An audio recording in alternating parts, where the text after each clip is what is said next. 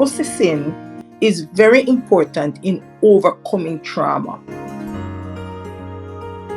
Processing and accepting those things about what has happened that you cannot change, and those things that really are troubling you, that have fortified themselves in your spirit. It is this type of storytelling that becomes the tool, if it is used correctly, to address healing from within, from the inside out. Storytelling can be a therapeutic tool for the African diaspora, which we can use to heal ourselves. Now, how can we do that? What does that even mean?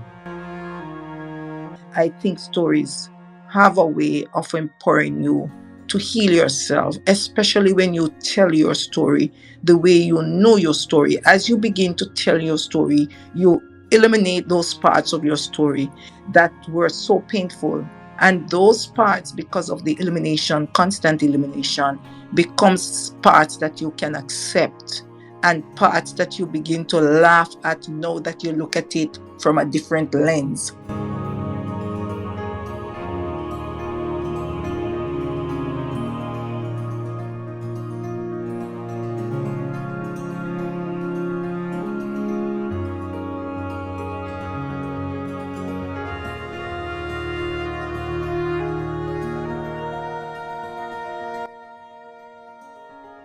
Finally, thank you for listening so patiently. Positive and inspiring stories within the African diaspora can provide hope and motivation. These narratives highlight achievements, resilience, and the potential for positive change. Storytelling bridges generational gaps by passing down wisdom, traditions, and experiences. It creates a sense of continuity, allowing younger generations to learn from the experiences of their elders. And through the sharing of stories, individuals can reclaim their narratives, foster understanding, and contribute to a collective journey of healing and growth. Thank you, my brothers and sisters, for listening patiently. I took a lot of time. Bear with me. I had a lot to say. Perfectly fine. Perfectly fine. Of course, you are going nowhere. Just stay there. Because that is really beautiful. You see, I wish there were many more Nigerians. Okay, of course, there are a lot of Africans here. They can relate. Because when you were sharing the story of the tortoise, it made me think back to where I am coming from in Nigeria. I am coming from the south of Nigeria, which is different from the Yoruba. But coincidentally, the kind of image we have of the tortoise is the way the Gloria have just described it. In fact, it is said in Esan language. Let me use Esan language for that, and I will translate. Eyi for Oha. Oha in Esan language means story. Eyi is a name for tortoise in Esan language. So Eyi for Oha meaning tortoise will never. There is no story without tortoise. Essentially, that is what it means. And tortoise is exactly the character that we have for it. It's a very cunning animal. But we also sometimes present it as a very intelligent animal and a smart one.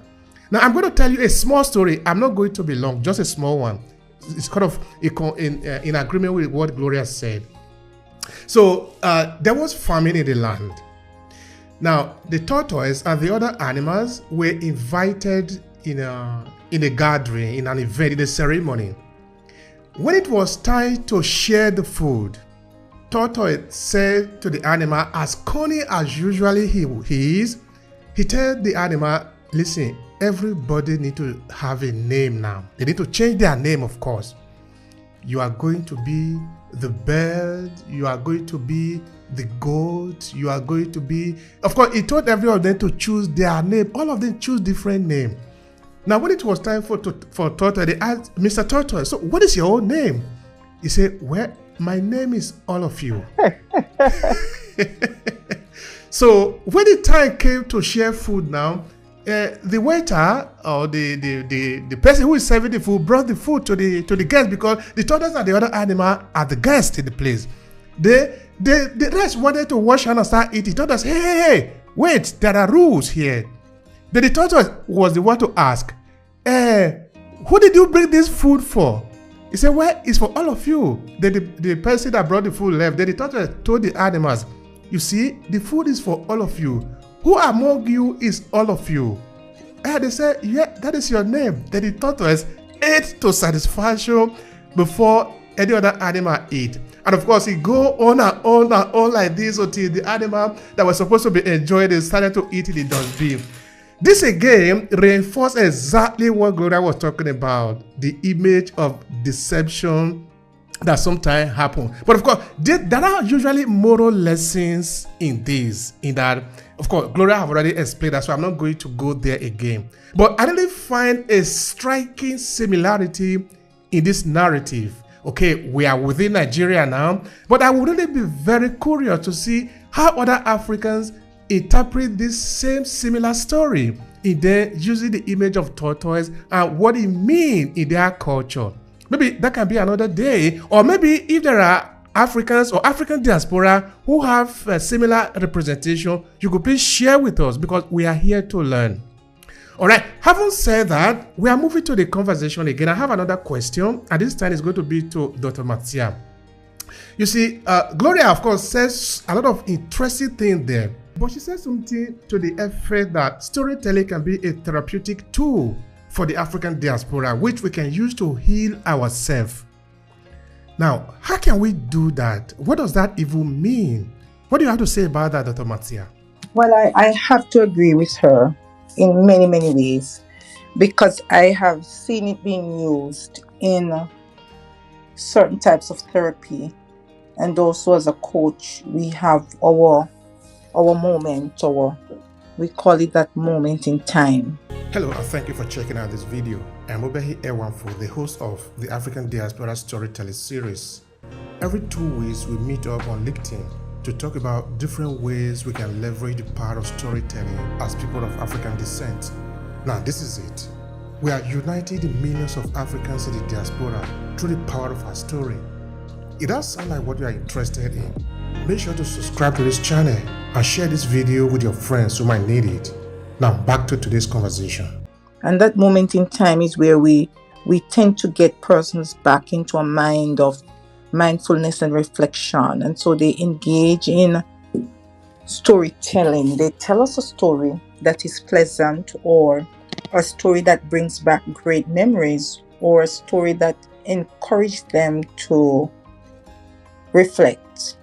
So they gain insights into their own thoughts and feelings, and they reframe those thoughts and feelings to serve themselves. I hope I'm making sense, because that is one of the ways that we as coaches use storytelling to build and to help people to heal and to overcome, or start the process of overcoming certain types of trauma, especially in relationships or betrayals at work, or persons who have lost their jobs, even though they have given 210%, and they can't understand why they are the ones who are being laid off, and persons who are less productive are kept on, and has nothing to do with years of service. So we use that as a encouragement tool, or a reframing tool, a transformation tool. And then I believe that storytelling itself is therapeutic for addressing and healing from trauma.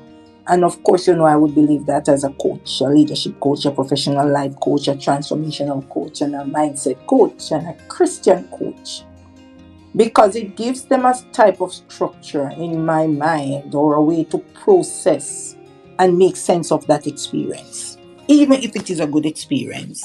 And processing is very important in overcoming trauma. Processing and accepting those things about what has happened that you cannot change, and those things that really are troubling you, that have fortified themselves in your spirit. It is this type of storytelling that becomes the tool. Years ago, when I entered my profession, I got into a setting and led a school community that had disadvantaged students, and I wrote a poem that is called Aborted. And I look at these children as small, then they became young people, and then they became youths. And I look at how a system can abort people if they are not empowered to heal themselves. And I think stories have a way of empowering you to heal yourself, especially when you tell your story the way you know your story. As you begin to tell your story, you eliminate those parts of your story that were so painful. And those parts, because of the elimination, constant elimination, becomes parts that you can accept, and parts that you begin to laugh at now that you look at it from a different lens, and a part that you can learn your lessons from, a part that makes you realize that you are unique. Telling stories over and over, even painful stories, begins to transform you because of the repetition of those stories, and give your mind a certain cleansing of what was embedded in your spirit. It pulls it out of you, almost like an antibiotic or an anecdote that you place on your skin to pull out infection, to pull out inflammation, those types of things. And story does that in my mind. Another thing that I think it does,